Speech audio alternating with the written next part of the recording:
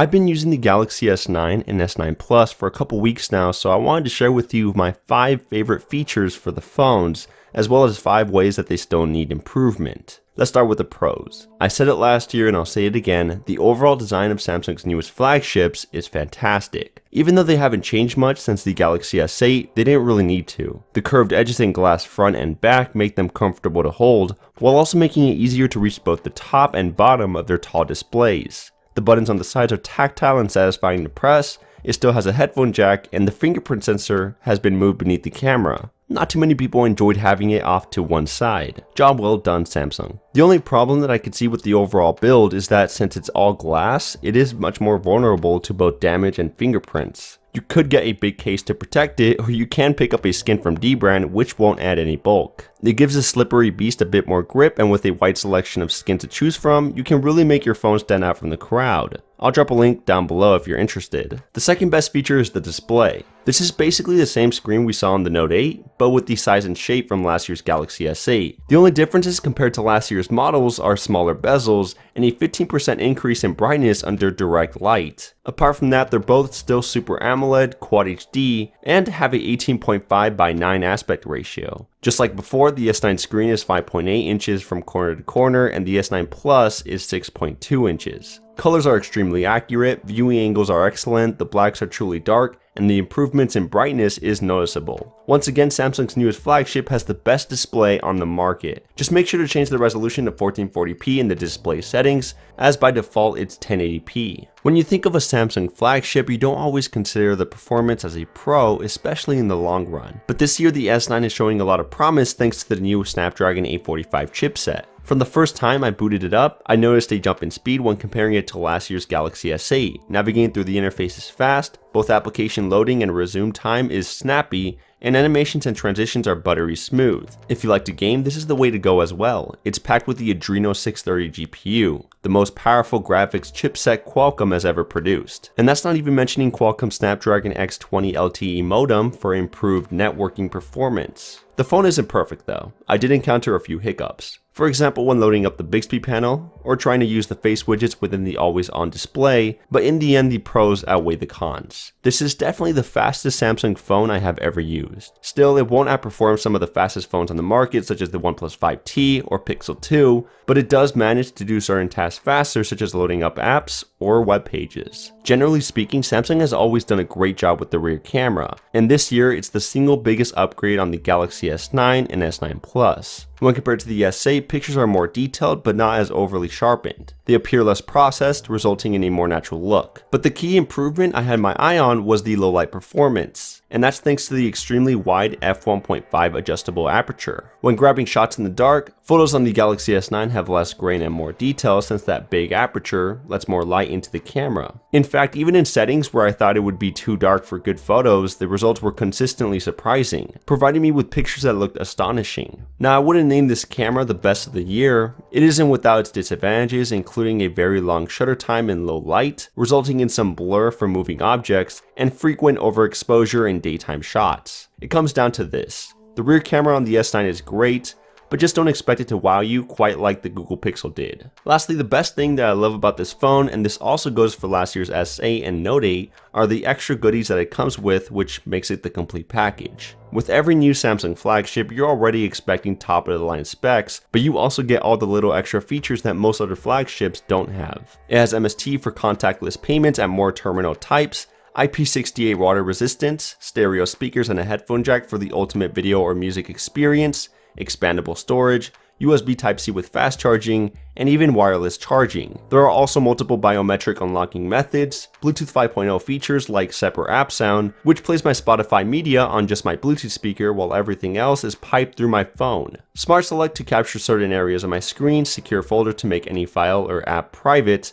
You get the point. I'd even say the main reason why most people pick up a Samsung flagship is because of all these little extra things that it can do that most other phones can't. Sometimes Samsung does overdo it though, by including superfluous, annoying, or gimmicky features. And that's where I move on to the cons of these two phones. Just keep in mind that some of these complaints could be seen as a bit nitpicky. They are undesirable features, but nothing that would ruin the phone in my opinion. Let's start with the software. There are a few things that Samsung still can't get right, and it has a habit of introducing new features that most people won't use. I just like to label it all under the category of Samsung bloatware. For some reason, Samsung feels the need to duplicate practically every app or feature that its competition makes, and then try to force their users to use it. So if you're in Google's ecosystem, you're most likely going to install and use Google's apps, rather than stick with Samsung's. But since Samsung won't allow you to disable some of their apps by default, you'll be stuck with the second useless calendar, clock, gallery, browser, and email icon within your app drawer. Bixby is also another great example of a Samsung feature that no one asked for. Samsung wants you to use it so badly, in fact, that it's willing to dedicate an entire hardware button to Bixby,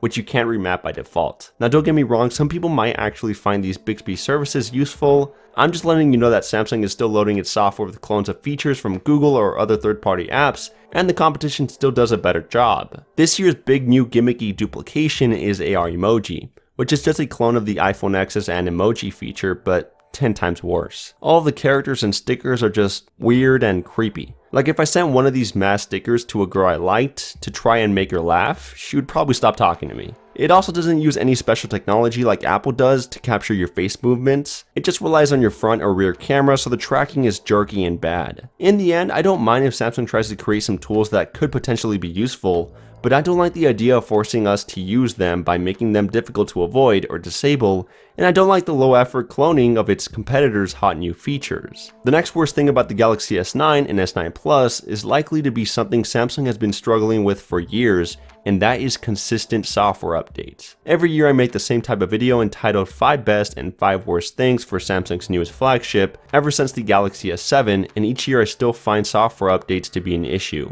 The Galaxy S7 took over 6 months to get the Android 7.0 Nougat update in the US, and some still haven't received it. The Galaxy S8, which shipped with Android 7.0 and not 7.1, has only just recently started to receive the Android 8.0 Oreo update, a version of Android that has been out for over 7 months now. Since the S9 is shipping with Android 8.0 and not 8.1, I'm already expecting it to not get Android P until after the next release of the Galaxy S phone. I could be wrong, the company could turn things around, but this has always been the case with Samsung devices. Ever since the commotion of the Galaxy Note 7's battery explosion, Samsung has been taking it safe. It stopped pushing the limits on battery capacity on its newest Galaxy S and Note devices. Every Samsung flagship except the active branded devices released since then hasn't pushed past the Note 7's 3500 mAh capacity. This year is no different, as the S9 and S9 Plus have the same battery capacity as last year's models, 3000 for the S9 and 3500 for the S9 Plus. You may think that's more than enough, but after considering how many pixels it's packing, paired with the most powerful GPU and CPU on the smartphone market,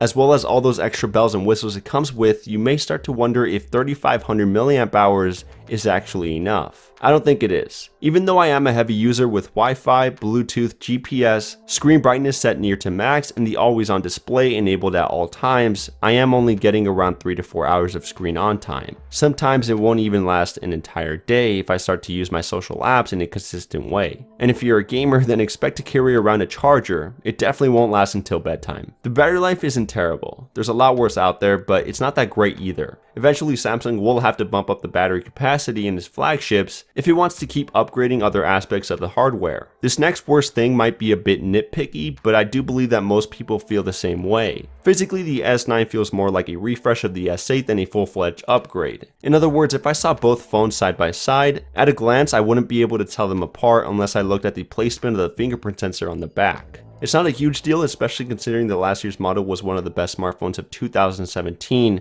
but I don't believe that there's enough hardware upgrades, new useful software features, or design changes to call this the Galaxy S9. It feels more like a Galaxy S8 2018 version. Finally, I wanted to talk about the price. Right now the S9 is retailing for $720 here in the US, with the S9 Plus going for $840, which is $120 extra. This is a matter of opinion, but I think many may find the cost of the S9 to be a bit high, especially considering it's pretty much a Galaxy S8 refresh. After all, last year's model will provide you with a similar experience at a much lower price tag, but some might consider it a fair price point given it's the top of the line specs. I would say it depends on what type of smartphone you're carrying right now. If you are rocking an S8 or Note 8, you'll most likely think this phone isn't worth it. But if you're looking at making your next smartphone purchase in the near future, and you're coming from a 2 to 3 year old device, then it doesn't get much better than this, especially if you're considering a carrier subsidy. So that's it for this video. Let me know in the comments which features you enjoy or hate in the Galaxy S9. Make sure to give it a huge thumbs up if you enjoyed.